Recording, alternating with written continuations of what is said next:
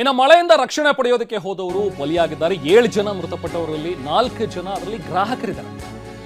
ಪಾಪ ಯಾರೋ ಹೊರಗಡೆಯಿಂದ ಡಿ.ಕೆ. ಶಿವಕುಮಾರ್ ಅವರು ಹೇಳ್ತಾ ಇದ್ರು, ಕೇರಳದಿಂದ ಒಂದಿಬ್ರು ಬಂದಿದ್ರು, ಚರ್ಚ್ ಎಲ್ಲ ನೋಡ್ಕೊಂಡು ಅಲ್ಲಿ ಶಾಪಿಂಗ್ ಮಾಡೋಣ ಅಂತ ಹೇಳಿ ಹೋಗಿದ್ದಾರೆ. ಅದ್ರ ಜೊತೆಗೆ ರಸ್ತೆ ಬದಿ ಬಟ್ಟೆ ಖರೀದಿಗೆ ಅಂತ ಹೇಳಿ ಬಂದಿದ್ದಂತ ಗ್ರಾಹಕರು ಇವರು ಬಟ್ಟೆ ಖರೀದಿ ಮಾಡಿ ಮಳೆ ಜೋರ್ ಬಂತು ಅಂತ ಹೇಳಿ ಸ್ವಲ್ಪ ಗೋಡೆ ಪಕ್ಕದಲ್ಲಿ ನಿಂತಿದ್ದಾರೆ.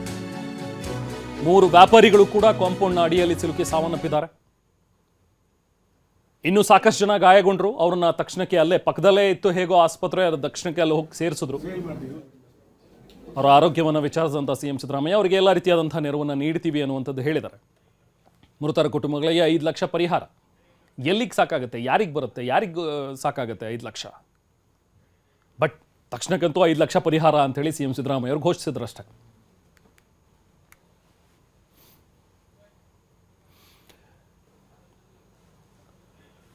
ಇನ್ನು ಬೌರಿಂಗ್ ಆಸ್ಪತ್ರೆ, ಇಲ್ಲಿ ಇನ್ನೂ ಕೂಡ ಸಾಕಷ್ಟು ಜನ ಗಾಯಾಳುಗಳಿದ್ದಾರೆ. ಆಸ್ಪತ್ರೆಯಲ್ಲಿ ಚಿಕಿತ್ಸೆ ಪಡಿತಾ ಇದ್ದಾರೆ. ಈಗ ಸದ್ಯಕ್ಕೆ ಬೌರಿಂಗ್ ಆಸ್ಪತ್ರೆಗೆ ವಿಪಕ್ಷ ನಾಯಕ ಆರ್ ಅಶೋಕ್ ಕೂಡ ಭೇಟಿ ನೀಡಿದ್ದಾರೆ.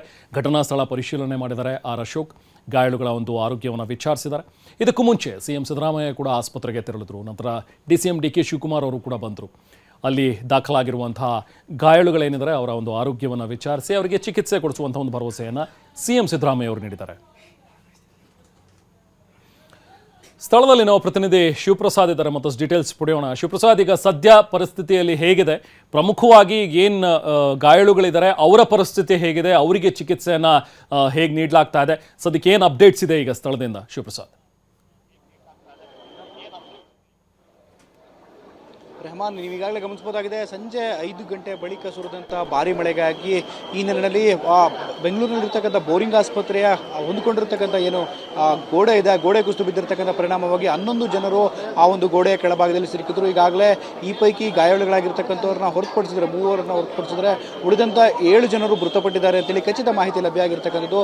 ಘಟನಾ ಸ್ಥಳಕ್ಕೆ ಖುದ್ದು ಸಿಎಂ ಸಿದ್ದರಾಮಯ್ಯ ಸೇರಿದಂತೆ ವಿಪಕ್ಷ ನಾಯಕರು ಕೂಡ ಭೇಟಿಯನ್ನು ನೀಡಿದರು. ಭೇಟಿಯನ್ನು ನೀಡಿದಂಥ ಸಂದರ್ಭದಲ್ಲಿ ಜಿಬಿಎ ಅಧಿಕಾರಿಗಳನ್ನು ಕೂಡ ಪ್ರಶ್ನೆ ಮಾಡಿದಂಥ ಸಂದರ್ಭದಲ್ಲಿ ಅಲ್ಲಿರ್ತಕ್ಕಂಥ ಸ್ಥಳೀಯರಿಂದಲೂ ಕೂಡ ಸಿಎಂ ಮಾಹಿತಿಯನ್ನು ಪಡೆದುಕೊಂಡು ಶಿಥಿಲಾವಸ್ಥೆಯಲ್ಲಿರ್ತಕ್ಕಂಥ ಗೋಡೆಯನ್ನು ಯಾಕೆ ತೆರವುಗೊಳಿಸಿಲ್ಲ ಅಂತ ಪ್ರಶ್ನೆಯನ್ನು ಮಾಡಿದ ಸಂದರ್ಭದಲ್ಲಿ ಅಧಿಕಾರಿಗಳು ಕೂಡ ಉತ್ತರವನ್ನು ನೀಡಿರ್ತಕ್ಕಂಥದ್ದು. ಒತ್ತಡದ ಹಿನ್ನೆಲೆಯಲ್ಲಿ ಗೋಡೆ ಬಿದ್ದಿದೆ ಅಂತೇಳಿ ಸಮಜಾಯಿಷಿಯನ್ನು ಕೊಡುವಂಥ ಪ್ರಯತ್ನವನ್ನು ಮಾಡಿದ್ರು. ಈಗಾಗಲೇ ಪ್ರಕರಣಕ್ಕೆ ಸಂಬಂಧಪಟ್ಟಂತೆ ಪೊಲೀಸ್ ಅಧಿಕಾರಿಗಳು ಕೂಡ ನಿರ್ದೇಶನ ನೀಡಿರ್ತಕ್ಕಂಥದ್ದು. ಸಿಎಂ ಈಗಾಗಲೇ ಅದಕ್ಕೆ ಸಂಬಂಧಪಟ್ಟಂತೆ ಇನ್ವೆಸ್ಟಿಗೇಷನ್ ಕೂಡ ನಡೀತಿರ್ತಕ್ಕಂಥದ್ದು. ಒಟ್ಟಾರೆಯಾಗಿ ಇದನ್ನು ಹೊರತುಪಡಿಸಿದ್ರೆ ಈಗಾಗಲೇ 7 ಜನರ ಮೃತದೇಹ ಇನ್ನೇನಿದೆ ಇದು ಶವಾಗಾರಕ್ಕೆ ಶಿಫ್ಟ್ ಆಗುತ್ತೆ. ನಾಳೆ ಇವರ ಮರಣೋತ್ತರ ಪರೀಕ್ಷೆ ನಡೆಯುತ್ತೆ ಅಂತೇಳಿ ಮಾಹಿತಿ ಲಭ್ಯ ಆಗಿರ್ತಕ್ಕಂಥದ್ದು. ಕೇರಳ ಮೂಲದಿಂದ ಬಂದಂಥವರು ಕೂಡ ಮೃತರಾಗಿದ್ದಾರೆ ಅಂತೇಳಿ ಮಾಹಿತಿ ಲಭ್ಯ ಆಗಿದೆ.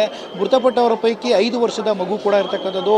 3 ಅಂದರೆ 2 ಹೆಂಗಸರಾಗಿದೆಯಾಗಿ 1 ಮಗು ಹಾಗೂ 4 ಪುರುಷರು ಕೂಡ ಮೃತಪಟ್ಟಿರ್ತಕ್ಕಂಥದ್ದು. ಮೃತರ ಪೈಕಿ 4 ಗ್ರಾಹಕರಾಗಿದ್ದರು, ಅಲ್ಲಿ ಪರ್ಚೇಸ್ ಮಾಡೋದಕ್ಕೆ ಬಂದಂಥವರಾಗಿದ್ದರು. ಅವರೆಲ್ಲರೂ ಕೂಡ ಮೃತಪಟ್ಟಿರ್ತಕ್ಕಂಥದ್ದು. ಉಳಿದಂತೆ 3 ವ್ಯಾಪಾರಸ್ಥರು ಕೂಡ ಮೃತಪಟ್ಟಿದ್ದಾರೆ. ಓರ್ವ ಬಿಹಾರಿ ಮೂಲದವ ಅಂತೇಳಿ ಮಾಹಿತಿ ಲಭ್ಯ ಆಗಿರ್ತಕ್ಕಂಥದ್ದು. ರೆಹಮಾನ್, ಈ ಹಿನ್ನೆಲೆಯಲ್ಲಿ ಈಗಾಗಲೇ ಘಟನೆಗೆ ಸಂಬಂಧಪಟ್ಟಂತೆ ಬೆಂಗಳೂರಿನ ನಗರ ಪೊಲೀಸ್ ಆಯುಕ್ತರಾಗಿರ್ತಕ್ಕಂಥ ಸೀಮಂತ್ ಕುಮಾರ್ ಕೂಡ 2 ಗಂಟೆಗಳು ಕೂಡ ನಿರಂತರವಾಗಿ ತೆರವು ಕಾರ್ಯಾಚರಣೆ ನಡೆಯುವ ಸಂದರ್ಭದಲ್ಲಿ ಖುದ್ದು ಹಾಜರಿದ್ದರು. ಈಗಾಗಲೇ ಅಲ್ಲಿ ಇಡೀ ಗೋಡೆ ಏನು ಕುಸಿತಿತ್ತು 20 ಅಡಿಗಳ ಉದ್ದದವರೆಗೂ ಕೂಡ ಸುಮಾರು 8 ಅಡಿ ಎತ್ತರ ಇರತಕ್ಕಂಥ ಗೋಡೆ, ಬೃಹದಾಕಾರವಾಗಿರ್ತಕ್ಕಂಥ ಗೋಡೆ ಕುಸಿದು ಬಿದ್ದಂಥ ಪರಿಣಾಮವಾಗಿ ಇರ್ತಕ್ಕಂಥ ಸ್ಥಳೀಯರು ರಕ್ಷಣೆ ಮಾಡುವಂಥ ಸಲುವಾಗಿ ಧಾವಿಸಿದ್ರು ಕೂಡ ಆ ಸೈಜ್ಗಲ್ಲುಗಳೇನಿತ್ತು ಅವೆಲ್ಲವನ್ನೂ ಕೂಡ ತೆರವುಗೊಳಿಸಲಿಕ್ಕೆ ಸಾಧ್ಯ ಆಗಿರಲಿಲ್ಲ. JCBಯ ಮೂಲಕ ತೆರವುಗೊಳಿಸಿ ಆನಂತರದಲ್ಲಿ ಅಲ್ಲಿರ್ತಕ್ಕಂಥ ಕೆಳಭಾಗದಲ್ಲಿ ಅವಶೇಷಗಳ ಅಡಿಯಲ್ಲಿ ಸಿಲುಕಿದಂಥವ್ರನ್ನ ಗಾಯಾಳುಗಳನ್ನೆಲ್ಲರೂ ಕೂಡ ಆಸ್ಪತ್ರೆಗೆ ಶಿಫ್ಟ್ ಮಾಡಿರ್ತಕ್ಕಂಥದ್ದು. ಈಗಾಗಲೇ 4 ಕೂಡ ಚಿಕಿತ್ಸೆ ಮುಂದುವರೆದಿದೆ ಅಂತೇಳಿ ಮಾಹಿತಿ ಲಭ್ಯ ಆಗಿರ್ತಕ್ಕಂಥದ್ದು. Rehman, thank you Shivaprasad.